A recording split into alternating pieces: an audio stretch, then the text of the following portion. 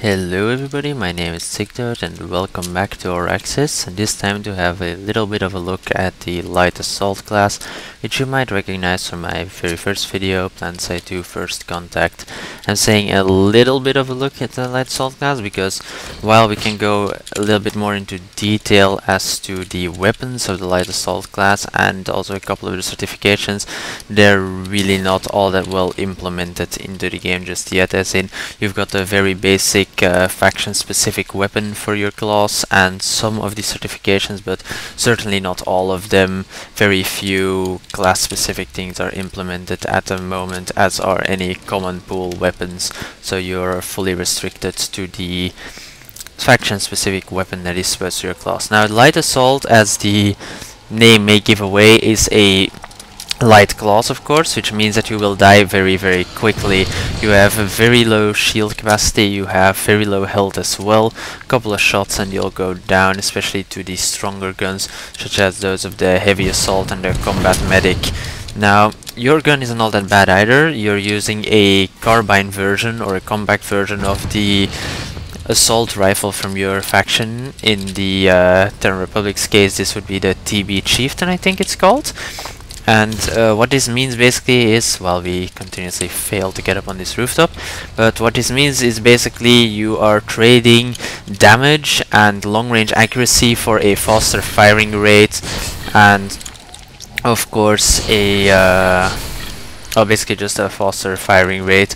And I think there's also a bit of a movement speed increase, but that might also just be the class, because you of course never know whether it's a weapon or the class in class-specific weapon cases.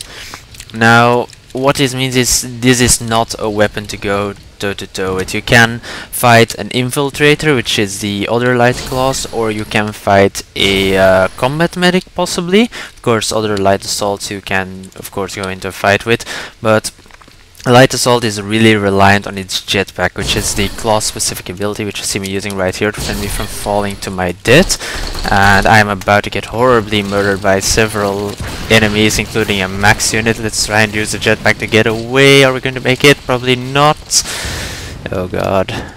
It's always annoying to get in situations like this, but luckily, as you can see, the Light Assault Jetpack saves the day once again.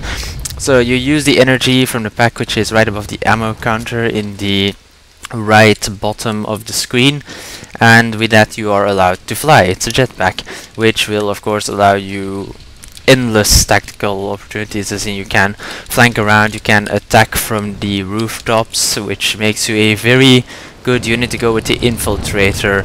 Basically, in a proper squad setup, you'd have your heavier units such as the max, the heavy assault, and the medic assaulting the front of a building, while the infiltrator tries to sneak in and the light assault just tries to jetpack the rooftop and work his way down, of course causing tons of confusion and basically making it so that the enemy can't go into cover, which is something that the light assault is really strong at, because either you can get into cover yourself where the enemy can't hit you by just flying onto a rooftop, or you just fly behind the cover that the enemy is using and you immediately kill them. For example, this guy here, he never expected us to come there. Sadly, as you can see, the carbine not exactly the most damaging of weapons, and oh god, I'm not going to die here. I refuse to die. Ah, shit.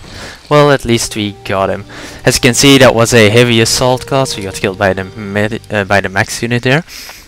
And yeah, the heavy assault, a lot more durable than you, so nothing to go toe-to-toe really. So if you catch them off guard, you can kill them quite rapidly. It's mostly a case of once you've depleted their shields, they're pretty much dead, because the health, while different as well, it's mostly the shields that are the strongest parts of your durability. Now, there are a couple of other things that Light Assault class has as well. As you can see here, you have a sidearm, a pistol, which is faction specific as far as I can see. In the case of the Terran Republic, it is mostly a 3-shot burst pistol. Seems to be the same for every class, and that seems like a Liberator bombarding us there. That's not really nice.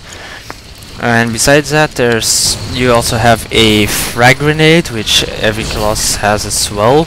I presume you can switch them out for different types of frag grenades eventually, but so far I have not been able to do that yet. I also haven't seen any certificates for it.